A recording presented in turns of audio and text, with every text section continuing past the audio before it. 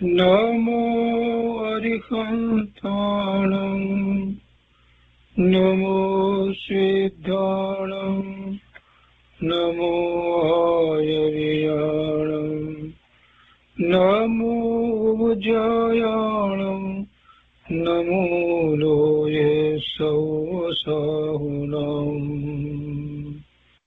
અસપંસનમોકારો સર્વપાવપનાશનો મંગલાણં ચ સૌવર્તે પરમં અવૈમંગલમ અજ્ઞાનતિમિરંધાનાં જ્ઞાનાંજનશલાકયા ચક્ષુન્મીલિतं येन તસ્मै શ્રીગુરવે નમઃ મુખાદિવ્યાકુક્ષિરત્નં શબ્દજિતવર્યાત્મજં શ્રીરાજચन्द्रयहुं વन्दે તત્વલોચનદાયકં પ્રભુતત્વલોચનદાયકં.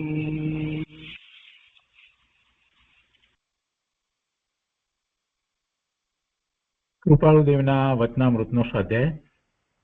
એમાં આપણે વર્ષ 26ના પત્રોનો સ્વાધ્યાય કરી રહ્યા છીએ. એમાં પત્રાંક 453 સુધી સ્વાધ્યાય આપણે પૂરો કર્યો છે. તે પછીથી 454, 455 અને 456 આ 3 પત્રનો સ્વાધ્યાય આપણે પહેલા કરી ચૂક્યા છીએ અને એના સ્વાધ્યાયના નંબર છે SRV 35, SRV 35. એ સ્વાધ્યાયમાં આ 454, 455 અને 456 એનો સ્વાધ્યાય આપણે કર્યો છે. એટલે આજે આગળ આપણે 457 અને 458 એ 2 પત્ર લઈએ છીએ અને તે પછીથી 459, 460 એ 2 પત્રોના પણ સ્વાધ્યાય આપણે કર્યા છે અને એનો સ્વાધ્યાયનો નંબર છે અનુક્રમે SRV 36 અને SRV 37.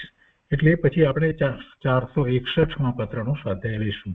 તો પહેલા આપણે 457 અને 458 લઈએ છીએ, તે પછીથી 461મો પત્ર લઈશું. 457મો પત્ર કોની ઉપર લખાયો છે તે સ્પષ્ટ નથી. અહીંયા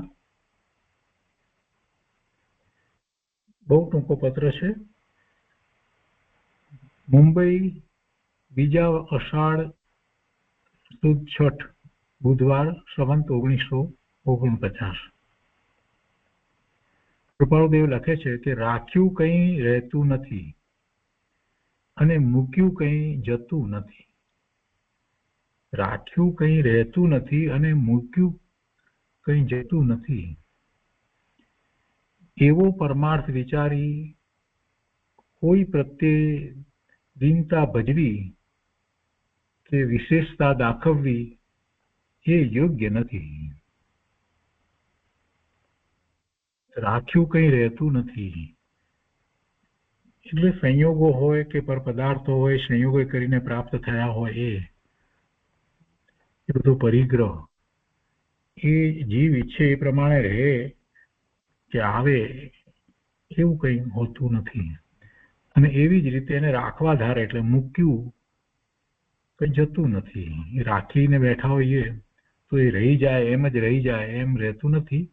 અને છોડવા ધારી આપણે કંઈ મૂકી દઈએ એને તો એ જાય એમ પણ હોતું નથી.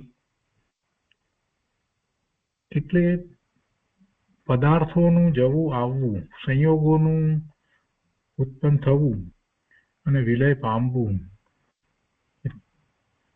એટલે કે એનો વિયોગ થવો એ કંઈ જીવની ઈચ્છા પ્રમાણે થતું નથી. એ કર્મના ઉદયને આધીન હોય છે. પૂર્વે જે એવા ભાવ કર્યા હતા એ પ્રમાણે કર્મનો બંધ પડ્યો ને એના ઉદય પ્રમાણે હોય છે. એટલે રાખ્યું કંઈ રહેતું નથી અને મૂક્યું કંઈ જતું નથી. એટલે વર્તમાનમાં સંયોગો કોઈ પણ પ્રકારના હોય પણ એથી વિચલિત ન થવું એમ કહેવાનો આશય છે. એટલે કે છે કે એવો પરમાર્થ વિચારી કોઈ પ્રત્યે દીનતા ભજવી કે વિશેષતા દાખવવી એ યોગ્ય નથી. દીનતા પણ ભજવી નહીં કોઈ પ્રત્યે, અને કોઈ વિશેષતા પણ દાખવવી નહીં. પોતે કાંઈક છે એવી વિશેષતા પણ દાખવવી નહીં, અને કોઈ પ્રત્યે પોતે કાંઈ નથી, પોતાને ખૂબ બધી એવી દીનતા પણ ભજવી નહીં. એ બધું સંયોગી છે, અને એ સંયોગ કાંઈ એક સરખો રહેતો પણ નથી, પૂર્વકર્મને આધીન છે. એટલે એવી જ્યારે દશા થઈ હોય ત્યારે દીનતા કે વિશેષતા એક કરવા જેવું નથી. અને વળી કહે છે કે સમાગમમાં દીનપણે આવવું નહીં. આપણે શું કરી શકીએ, આપણે તો કાંઈ ના કરી શકીએ. આપણે એવા ભાવથી સમાગમમાં જઈએ તો કાંઈ પ્રાપ્ત ન થાય. એના બદલે હું ભગવાનના જ્ઞાનમાં સિદ્ધ સમાન શુદ્ધ પૂર્ણ પવિત્ર દેખાયો છું, અને ભગવાનની વાણીમાં એ વાત આવી છે કે તું તારા એવા સિદ્ધ સમાન શુદ્ધ સ્વરૂપને પ્રગટ કરવા માટે શક્તિમાન છો, તારું એવું સામર્થ્ય છે. અને એ ભાવ સાથે જ્યારે સત્સંગમાં સમાગમમાં જાય છે તો એ કંઈક પ્રાપ્ત કરે. પણ હવે દીનપણે જાય, આપણે તો કાંઈ કરી શકીએ નહીં, ભગવાનની ઈચ્છા જેમ હશે તેમ થશે, આમ તેમ, તો એ કાંઈ પ્રાપ્ત નથી કરતો, એને પુરુષાર્થ ઉપડતો જ નથી. એટલે સમાગમમાં દીનપણે આવવું નહીં. બે મહત્વની વાત લીધી. પહેલી વાત એ લીધી કે સંયોગો અને વિયોગો લક્ષ કરી અને દીનતા કે વિશેષતા દાખવવી નહીં, એવા અભિમાન પણ કરવા નહીં. અને બીજું, જ્યારે સત્સંગમાં જઈએ ત્યારે અંતરમાં કોઈ પ્રકારે દીનતા હોય જ નહીં, દીનપણે આવવું નહીં. એ પછી 458મો પત્ર છે. 458મો પત્ર ત્રિભુવનભાઈ માણેકચંદભાઈ પર કૃપાળુજી લખ્યો છે. બહુ ટૂંકો પત્ર છે. મુંબઈ 2 અષાઢ સુદ 12 મંગળવાર સંવત 1949. કૃપાળુજી લખે છે, નામથી એક પત્તું લખ્યું છે તે પહોંચ્યું હશે. એટલે કૃપાળુદેવે અંબાલાલભાઈને એક પત્ર લખ્યો, ત્યાં પહોંચ્યું હશે. તેમાં આજે એક કાગળ લખવાનું જણાવ્યું છે. લગભગ 1 કલાક વખત વિચાર વર્તતા કંઈ સૂઝ ન થવાથી કાગળ લખવાનું બન્યું નથી, તે ક્ષમા યોગ્ય છે. અંબાલાલભાઈ પર એક પત્ર લખ્યો છે, એમાં કૃપાળુદેવે લખ્યું છે કે એ કાગળ લખીશું વિગતવાર, કંઈક એમના પ્રશ્નોનો જવાબ અથવા તો કોઈક બીજી એવી વાત જે મુમુક્ષુઓને ખૂબ જરૂરી હોય એવી વાતનું કંઈક. પણ કૃપાળુદેવને પછી એ સંબંધી કંઈ લખવાનો કોઈ બીજો વિકલ્પ નહીં આવ્યો. કે છે કે લગભગ 1 કલાક વખત વિચાર વર્તતા ન થવાથી કાગળ લખવાનું બન્યું નથી, તે ક્ષમા યોગ્ય છે. આપણને એમ થાય કે કૃપાળુદેવને આવું કેમ થયું હશે? પણ કૃપાળુદેવની અંતરંગ દશા અને બાહ્યમાં ઉપાધિનો યોગ, એ એની વચ્ચે કૃપાળુદેવ જે રીતે લખવા ધારતા હોય એ રીતે ન લખી શકાય એ શક્ય છે. એટલે એમણે કાંઈ નહીં લખ્યું હોય. લખે છે કે ઉપાધિના કારણથી હાલ અત્રે સ્થિતિ સંભવે છે. ઉપાધિના કારણથી હાલ અત્રે સ્થિતિ સંભવે છે. તમારો કોઈ ભાઈઓનો પ્રસંગ આ બાજુનો હાલ કંઈ થોડા વખતમાં થાય એવો સંભવ હોય તો જણાવશો. અને પછી લખે છે કે ભક્તિપૂર્વક પ્રણામ. 458મો પત્ર થયો. એ પછીના પત્ર જે છે 459 એનો સ્વાધ્યાય આપણે કર્યો છે. એનો સ્વાધ્યાય એનો નંબર છે SRV 36. અને એ પછી 460મો પત્ર છે, એનો પણ સ્વાધ્યાય આપણે પહેલા કર્યો છે. એનો નંબર છે SRV 37. અને એ પછી 461મો પત્ર જે છે સૌભાગભાઈ પ્રત્યે લખાયો છે, તે આપણે લઈએ છીએ.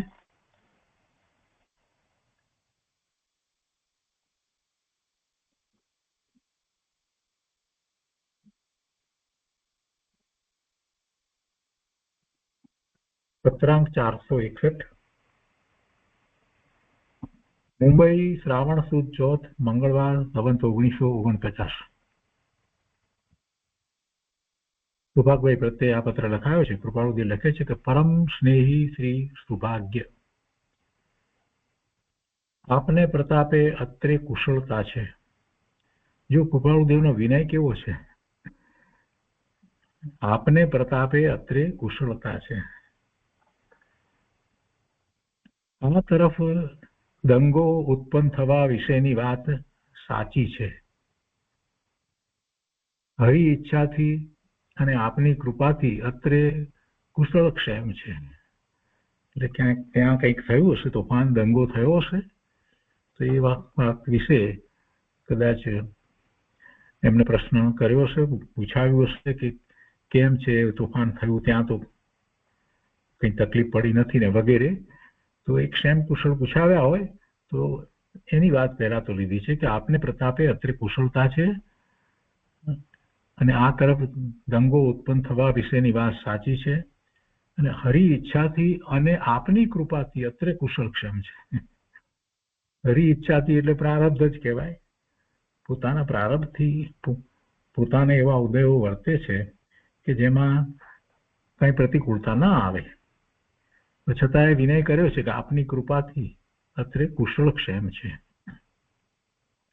હવે આગળ લખે છે કે શ્રી ગોસાળિયાને અમારા પ્રણામ કહેશો. ઈશ્વર ઈચ્છા હશે તો શ્રાવણ વદ એકમની લગભગ અત્રેથી થોડા દિવસ માટે બહાર નીકળવાનો વિચાર આવે છે. કઈ ગામ અથવા કઈ તરફ જવું તે હજુ કંઈ સૂઝ્યું નથી. કાઠિયાવાડમાં આવવાનું સૂઝે એમ ભાસતું નથી. એટલે સૌરાષ્ટ્રમાં રાજકોટ, મોરબી, વવાણિયા એ બધું કાઠિયાવાડમાં ગણાય. તો કે છે કે કાઠિયાવાડમાં આવવાનું સૂઝે એમ ભાસતું નથી. તો સુભાગભાઈ ત્યાં મોરબીમાં હોય એટલે પહેલેથી આ વાત લખી છે કે એ તરફ કદાચ આવવાનું નહીં થાય. આગળ લખે છે કે આપને એકવાર તે માટે અવકાશનું પૂછાવ્યું હતું, એનો યથાયોગ્ય ઉત્તર આવ્યો નથી. એટલે કૃપાળુદેવે એ તરફ બહાર નીકળવાનો વિચાર મુંબઈ છોડી અને જે વાત પહેલા પણ કરી હશે તો એ વાતને ફરી યાદ કરતા કહે છે કે આપને એકવાર તે માટે અવકાશનું પૂછાવ્યું હતું કે અનુકૂળતા છે એમ, તો તેનો યથાયોગ્ય ઉત્તર આવ્યો નથી. ગોસાળિયા બહાર નીકળવાની ઓછી બીક રાખતા હોય અને આપને નિરુપાધિ જેવો અવકાશ હોય તો 5-15 દિવસ કોઈ ક્ષેત્રે નિવૃત્તિવાસનો વિચાર થાય છે. તે ઈશ્વર ઈચ્છાથી કરીએ. ગોસાળિયા બહાર નીકળવાની ઓછી બીક રાખતા હોય એટલે કે ગોસાળિયાને બહાર નીકળવામાં બીક રહેતી હશે. અને કઈ લખે છે કે આપને નિરુપાધિ જેવો અવકાશ હોય, કોઈ પ્રકારની ઉપાધિ ન હોય તો જ સત્સંગ બરાબર થઈ શકે ને. પછી અંદરમાં એ ઉપાધિ લઈ અને ત્યાંથી જાય તો ચિંતા ઘરની કર્યા જ કરે, તો જે કૃપાળુદેવનો લાભ મળવો જોઈએ એ મળે નહીં. એટલે કૃપાળુદેવની વાત બરાબર છે. પેલા પણ ગોસાળિયા પણ પછી કંઈક બીક રાખતા હોય બહાર નીકળવામાં, તો પછી કૃપાળુદેવના સત્સંગનો લાભ પૂરેપૂરો કેવી રીતે પ્રાપ્ત કરે. એટલે ખૂબ શાંત ચિત્તથી, કોઈ પણ જાતના ભય વગર, કોઈ પણ જાતની બીજી ઉપાધિ ચિંતા વિના કૃપાળુદેવના સત્સંગમાં જે સમય વિતાવવામાં આવે એ એમને ખૂબ લાભદાયી થઈ શકે. તો કહે છે કે તો 5-15 દિવસ કોઈ ક્ષેત્રે નિવૃત્તિ વાસનો વિચાર થાય છે તે ઈશ્વર ઈચ્છાથી કરીએ. આગળ લખે છે કે કોઈ જીવ સામાન્ય મુમુક્ષુ થાય છે તેને પણ આ સંસારના પ્રસંગમાં પ્રવર્તવા પ્રત્યયનું વીર્ય મંદ પડી જાય છે. સામાન્ય મુમુક્ષુ એટલે જેને થોડી પણ સામાન્ય પણ આત્મા પ્રત્યેની રુચિ થઈ છે, મોક્ષ માર્ગની જેને રુચિ થઈ છે એવો જીવ એને પણ આ સંસારના પ્રસંગમાં પ્રવર્તવા પ્રત્યેનું વીર્ય મંદ પડી જાય છે. પ્રત્યયી લખ્યું છે ને, પ્રવર્તવા પ્રત્યયીનું વીર્ય મંદ પડી જાય છે. એટલે એવા પ્રસંગની અંદર પછી એટલી તીવ્રતા પ્રમાણે એ અંદર જોડાઈ જાય એવું બનતું નથી. કંઈક અંશે એને પણ એમાં ઉદાસીનતા હોય. સંસારના પ્રસંગમાં પ્રવર્તવા પ્રત્યયીનું વીર્ય મંદ પડી જાય છે. સામાન્ય મુમુક્ષુને પણ થાય છે. તો પછી અમને તે પ્રત્યે ઘણી મંદતા વર્તે તેમાં આશ્ચર્ય લાગતું નથી. તો પછી અમને તો એ પ્રત્યે ઘણી મંદતા જ હોય ને. સંસારના પ્રસંગમાં અમને ક્યાંથી રુચિ હોય? ઘણી મંદતા હોય, એમાં કઈ આશ્ચર્ય જેવી વાત નથી. તથાપી છતાં પણ કોઈ પૂર્વે પ્રારબ્ધ ઉપાર્જન થવાનો એવો જ પ્રકાર હશે કે જેથી તે પ્રસંગમાં પ્રવર્તવાનું રહ્યા કરે. એવા ઉદયોને કારણે એવા પ્રસંગો એમને પ્રાપ્ત થતા હોય અને એમાં એમને કોઈક રીતે જોડાવવું પડતું હશે, એટલે એ પ્રસંગમાં પ્રવર્તવાનું રહ્યા કરે. પણ એ પ્રસંગમાં પ્રવર્તવાનું રહ્યા કરે છતાં પણ એ કેવી રીતે એ પ્રસંગમાં એ જોડાય છે, રહે છે,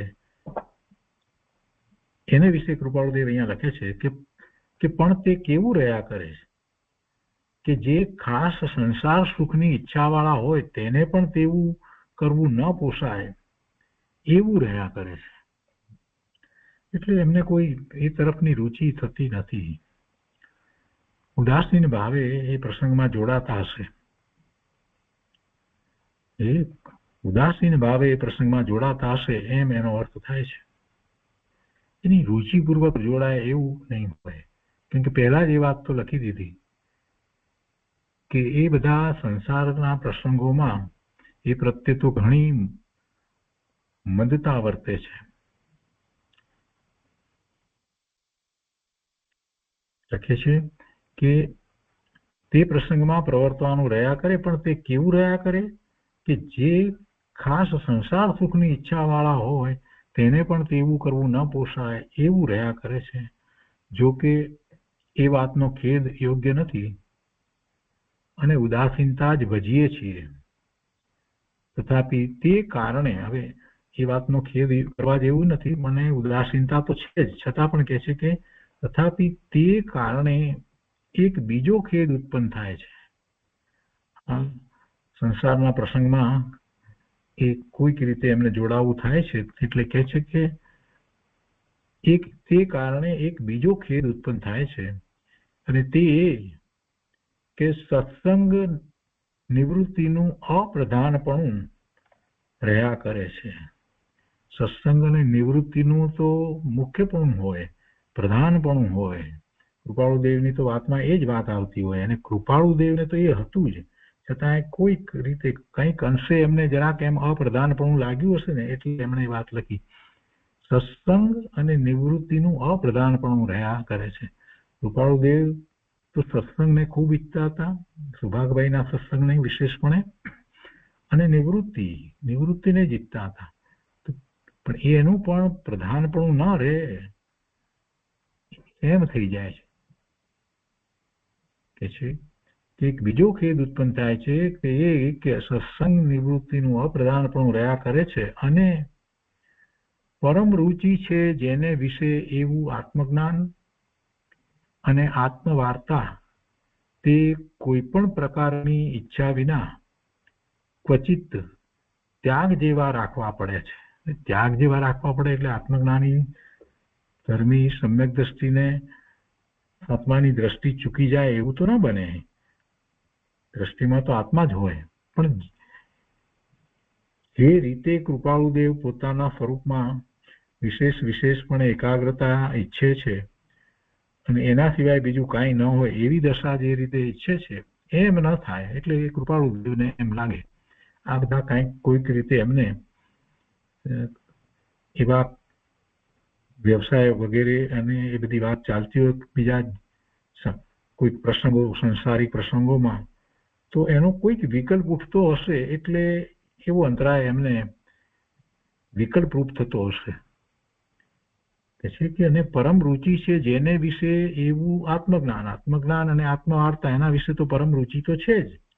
તો કે છે કે તે કોઈ પણ પ્રકારની ઈચ્છા વિના, પાછું કઈ મેળવવું છે, કરવું છે, ઈચ્છા છે, મહત્વાકાંક્ષા છે, કોઈ વેપાર વગેરે કે કોઈ પ્રસંગમાં એમ પણ નથી, તો છતાં પણ ક્વચિત ક્યારેક ત્યાગ જેવા રાખવા પડે છે. એટલે એમને જે રીતે જોઈએ છે એ રીતે થતું નથી. આગળ લખે છે કે આત્મજ્ઞાન વેદક હોવાથી મૂંઝવતું નથી. આત્મજ્ઞાન વેદક હોવાથી મૂંઝવતું નથી. આત્મજ્ઞાન થયા પછીથી પોતાને કોઈ બીજી મૂંઝવણ તો હોતી નથી. જગતનું સ્વરૂપ જેમ છે તેમ સમ્યક દ્રષ્ટિ જાણે છે. એનાથી એ પોતે જુદા પડી ગયા હોય અને એ દશા તો સતત રહે છે. ભાવિમાં કર્મના ઉદય અનુસાર બીજા બધા એવા સંયોગો આવે અને એવા વિયોગો પણ હોય, બધું હોય, પણ છતાં દ્રષ્ટિ સ્વરૂપ તરફ તો સમ્યક દ્રષ્ટિને હોય જ છે. એટલે આત્મજ્ઞાન વેદક હોવાથી મૂંઝવતું નથી. જે આ ઉપરની જે વાત લખી એ કઈ મૂંઝવણ થઈ જાય છે એમ થતું નથી, પણ આત્મવાર્તાનો વિયોગ તે મૂંઝવે છે. આખો દિવસ બસ આત્મવાર્તા જોઈએ છે, એ જ ચિંતન જોઈએ છે, એ જ વિચાર જોઈએ છે. તો એનો જે કોઈક રીતે અંતરાય પડતો હશે વિયોગ, તે એમને મૂંઝવે છે. તમે પણ ચિત્તમાં એ જ કારણે મૂંઝાઓ છો. સુભાગભાઈ પ્રત્યે લખ્યું છે ને, એટલે સુભાગભાઈની અંતરંગ દશા કૃપાળુદેવ બરાબર જાણતા હતા, એટલે એ વાત એમના વિશે એમ લખે છે કે તમે પણ ચિત્તમાં એ જ કારણે મૂંઝાઓ છો. કંઈક બહારના પ્રસંગો વગેરે અને એમને તો કેટલીક પ્રતિકૂળતાઓ પણ હતી. આગળ લખે છે કે ઘણી જેને ઈચ્છા છે એવા કોઈ મુમુક્ષુ ભાઈઓ તે પણ તે કારણે વિરહને વેદે છે. તમે બંને ઈશ્વર ઈચ્છા શું ધારો છો તે વિચારશો. તમે બંને ઈશ્વરે ઈચ્છા શું ધારો છો તે વિચારશો. એટલે પેલું વદ એકમ પછીથી સત્સંગ માટે કૃપાળુદેવ એ બાજુ જવાના છે, નિવૃત્તિ માટે જવાના છે. એટલેથી પોતે તો નિવૃત્તિ માટે જાય છે, પણ એ વખતે સુભાગભાઈ ઘોષાલિયા આવે એ વાત લખી છે ને, તો એના વિશે ફરીથી પ્રશ્ન કર્યો છે કે તમે બંને ઈશ્વરે ઈચ્છા શું ધારો છો તે વિચારશો, અને જો કોઈ પ્રકારે શ્રાવણ વદનો યોગ થાય તો તે પણ કરશો. અને છેલ્લે લખે છે, બહુ સરસ વાત લખી છે કે સંસારની ઝાડ જોઈ ચિંતા ભજશો નહીં, ચિંતા કરશો નહીં, ચિંતામાં પડશો નહીં. સંસારની ઝાડ જોઈ ચિંતા ભજશો નહીં. સંસાર એટલે જીવના રાગ દ્વેષના પરિણામ, એ જ જીવનો સંસાર છે. અને જીવના રાગ દ્વેષના પરિણામ જેને આપણે સંસાર કહીએ એ જીવની પર્યાયમાં થાય છે, પણ એ પરિણામ એવા થાય છે કે એની સામે એવા કર્મના બંધ પડી જાય છે, એવા કર્મ બંધાઈ જાય છે. અને પછી જ્યારે એ કર્મ ઉદયમાં આવે છે તો જીવ જાગૃત નથી, જ્ઞાની ધર્મી નથી, સમ્યક દ્રષ્ટિ નથી, તો એ ફરી પાછો એ કર્મના ઉદય સાથે જોડાઈ અને ફરી પાછો એ એવા જ શુભાશુભ ભાવે થાય છે, વિભાવ ભાવે થાય છે અને દુઃખી થાય છે. એટલે રાગ દ્વેષના પરિણામ ફરીથી થાય છે અને એમ ચક્ર ચાલ્યા કરે છે. તો આ સંસાર કહેવાય. એને માટે કૃપાળુદેવ કહે છે કે સંસારની ઝાડ એ બાળનાર છે. શેને બાળે છે? પોતાના જ્ઞાન, આનંદ, શાંત સ્વભાવને બાળનાર. એટલા માટે એ સંસારની ઝાડ એમ કહ્યું. સંસારની ઝાડ જોઈ ચિંતા ભજશો નહીં, એને જોઈ અને ચિંતામાં પડશો નહીં. ચિંતામાં ક્ષમતા રહે તો તે આત્મચિંતન જેવી છે. એવી કોઈ ચિંતા ઉપાધિ હોય ત્યારે પણ ક્ષમતા રહે તો તે આત્મચિંતન જેવી છે. બીજી રીતે કહીએ તો આત્મચિંતન દ્વારા પણ એવી ચિંતાને નિર્મૂળ કરી શકાય અથવા તો ચિંતામાં ક્ષમતા રાખી શકાય. આત્મચિંતન એ એનો ઉપાય છે. એટલે ચિંતામાં જેને ક્ષમતા રહે છે એને તો ખરેખર એ આત્મચિંતન જેવું જ છે. કઈ જ્ઞાન વાર્તા લખશો? એ જ વિનંતી. પ્રણામ એમ કરી અને પછી આ પત્ર એમણે પૂરો કર્યો છે. તો એ રીતે આ 461મો પત્ર થયો. આજનો સ્વાધ્યાય આપણે અહીંયા સુધી રાખીએ છીએ.